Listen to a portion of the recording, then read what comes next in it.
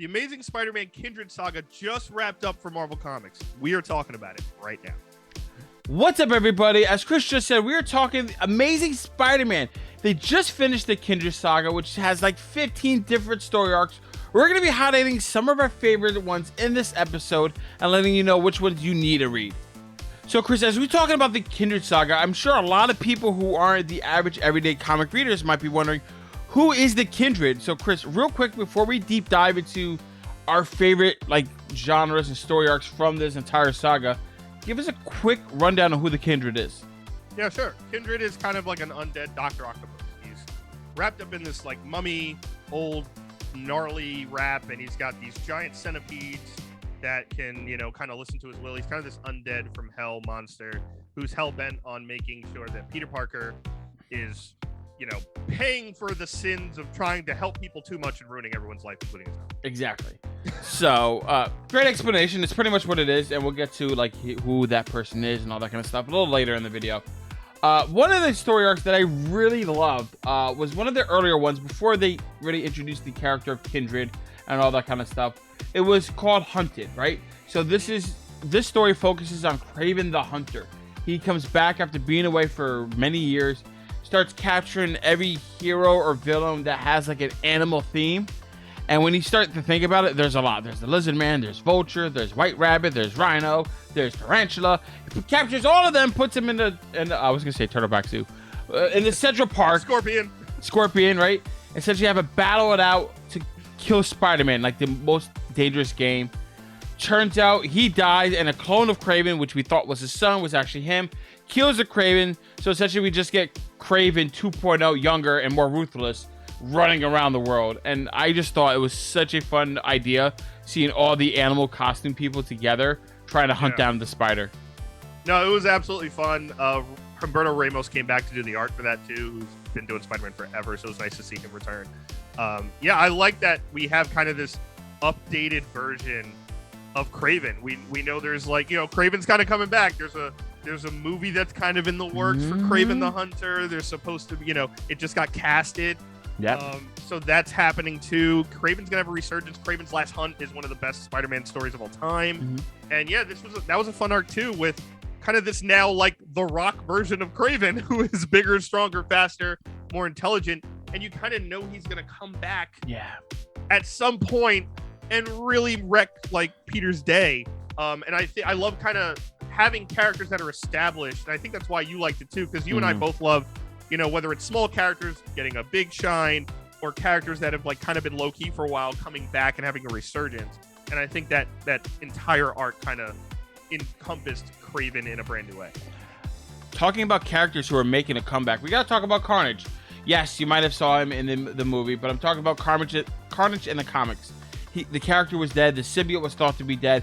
He wasn't anywhere. And then we get this event called Absolute Carnage, which spans everything, the Venom saga, into Null, the symbiote god. Essentially, Carnage comes back in a big, bad way, even scarier and worse than he was before. It infects the whole town with these other Carnage symbiotes and starts to kill everything. Spider-Man and Venom have to team up to take him down.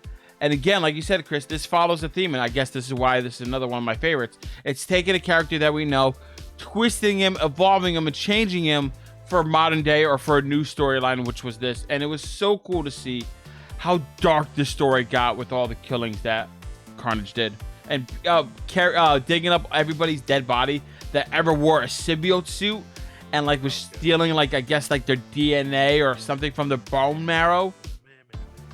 It was it was awesome. It was metal as hell, man. It was dark. It was right up Donny Cates' alley. And one thing I loved, especially with events like Absolute Carnage, is that a lot of those you have 50 tie-ins, right? Which is a very bad word in the comic community, people. Tie-ins. Yeah. We want our stuff. We don't want to pay more for anything. We just want to get our books and have the story in there. But the Amazing Spider-Man story that kind of Nick Spencer kind of tied in with it was absolutely seamless. It was kind of filling in all those blanks as Eddie's dealing with the overall stuff, filling in all those blanks as you read Peter's story. Like you said, fantastic. Ryan Stegman's art in that main book was so unreal, especially the shot of my favorite image is just Peter standing there where Eddie's like, crap, I need Spider-Man's help. Yeah. But yeah, that was a great one. And another character, Rob, that I want to highlight, Yeah. especially a character that's old that got his resurgence, is the Sin Eater. Ooh, he did. That's a character maybe not a lot of you people know. It's a 90s character who's basically like this robber with a shotgun. He's a hobo with a shotgun. He's a hobo with a shotgun. And he had this epic resurgence in Spencer's run, where he kind of came back. He was working for Kindred, the character we talked about earlier, and came back from the dead and had this magical shotgun that every time he shot someone, they wouldn't necessarily die. They would kind of get, dead, but it would cleanse them of their evil and sins, and they would come back like this new person, but there was a catch. So Spidey has to go after him. There's this great, issue with Overdrive, who's a character that's basically from Fast and Furious. He could just drive anything fast. But Sin Eater was great. He was kind of this looming threat, this dark 90s character that just kept coming back and coming back and coming back, and Spidey was kind of just one step behind everywhere he went with him. For me, this was my first introduction into the Sin Eater, so I didn't really know anything about him beforehand. So seeing him in this light, it was really cool, and I did like the idea of cleansing the villain or the target with the magic shotgun. But when they did that, he got their powers too. So he was getting juiced up all the time. So it was a very common level threat became this big one, and eventually he takes out Norman Osborn, right? Which is a character I know you're going to talk about in 2 seconds. But he takes out Norman Osborn, even Morbius. He takes out all these big names. Juggernaut at one point. He becomes a detrimental target, and it was all part of the Kindred's plan. But Chris, Green Goblin came back, and I know you were excited about that one.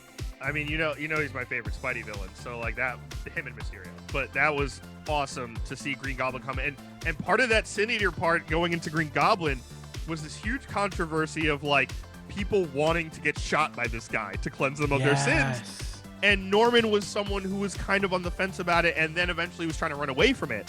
So eventually, spoiler alert, Sin Eater does get him, which is also part of Kindred's plan. Yeah. And cleanses Norman, and he has this kind of new epiphany of who he is and all the stuff he's done wrong and, messed up with Harry, and he tries to quote unquote turn over a new leaf, but it's still Norman Osborn. So kind of that arc was great, just kind of getting those hints and all right, is he really good now? Is he still has the waves in his hair, which are really unsettling. But is he still good? Is he different now? But he's done all this stuff, and he's killed Gwen Stacy, obviously. So it was a great arc to just kind of track down and have Peter kind of just be dude, I don't trust you I don't give a damn what magic shotgun touched you. There's no way I'm trusting you. And we find out that he's controlling Ravencroft, and he has all his goblin stuff underneath. So to get to the main meat and potatoes, if you guys will, of the Kindred Saga, we got to talk about the Kindred. All of this was leading up to the Kindred, and one of his, main major debuts was towards the end. It was the story arc called Last Remains, guys. And this is where they get, the Kindred takes over everybody. He brings people back from the dead, their corpses. Kind of does, almost an homage to, Death of the Family, where the Joker does that with all the Batman family. Yeah. It was pretty cool. It's pretty twisted. And then from here on, it gets really crazy, really strange. But I know, Chris, you really enjoy this because there was a lot of callbacks to old characters, which, I wasn't necessarily connected with. Yeah, so this is definitely an arc for long-time Spider-Man specific readers. Marvel Comics obviously is 60 to 80 years worth of history. It's a lot to compact. And also, Rob is absolutely correct. This is also the arc where after this, it gets a little dense and it gets a little crazy, which in the next video, we are going to kind of break down the rest of Kindred's story and break down kind of what it means going forward. But yeah, for this arc, he brings back kind of all these people, and big spoiler alert, by the way, we find out at this current time that the Sin Eater was working for him, and then he gets double-crossed, and we find out that Kindred is actually Harry Osborn. So that gets tied in. We get our first glimpse of Mephisto, who's coming in, and all these characters, and this is kind of the beginning of the hints that Nick Spencer's placing of he's going to do what kind of the last 20 to 30 years of Spider-Man writers have avoided, kind of discussing really tough, not very subject matter in Spider-Man in certain storylines, Rob. Yes, like Chris said, we're going to do a deep dive separate for that because of how dense it is and how weird it gets. just know that like it gets weird and crazy, and if you read it and you didn't really know what was going on, don't worry, you're not alone. Even I didn't know, and I had to consult with Chris, and we did research aside to try to figure it out. It was a little weird and convoluted, but overall, this Kindred Saga by Nick Spencer, it's a lot of fun. You really get a rejuvenation of old characters that you haven't seen in a while, like Carnage, like Craven, like Mysterio. We see Kindred and his real identity, which is a giant callback to a convoluted storyline. Green Goblin comes back, but he's clean, and maybe it's a new slate for Norman Osborn. Sin Eater, of course, a deep cut. A lot of good story arcs, guys, and we know for the future of the Spider-Man character, they're gonna do the new story arc is going to be, it's called Beyond. It's gonna have a widespread of creative teams doing all different kind of stories. It's gonna focus on Ben Reilly coming back and talking to Spider-Man, and I'm sure after whatever that is gets resolved, we're gonna have a new creative team coming out and a new direction for Spider-Man. I will make sure to let you guys know.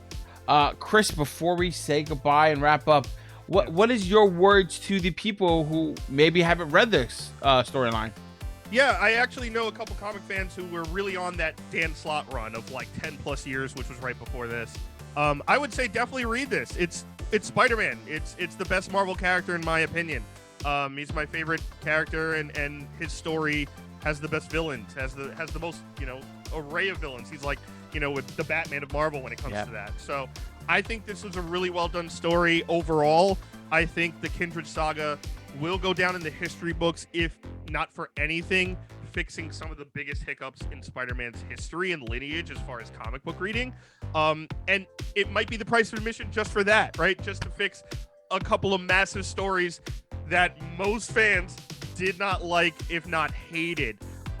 So again, great storyline, great way to pick up after Dan Slott's run. Really excited to see who's next. I'm wondering who is the next person to pick up the Spider Mantle. I'm hoping it's Donny Cates, but I doubt it will be because he just did Venom and he's doing Hulk next. He got so many things on his plate. Too much on his plate, but we'll see who does it after this kind of Beyond section. So really excited to see going forward. And speaking of plates, no, aside from that, and speaking of plates, that's all that's left on our plates, guys. We're going to do a deep dive onto that. So if you really want to know who the Kindred is and how it plays a part and what storyline Chris is actually talking about that gets retconned and fixed, you're going to have to stay tuned to another video in the next couple of days. But until then, let us know what you thought down in the comments below of the Kindred Saga. Is this something that you picked up?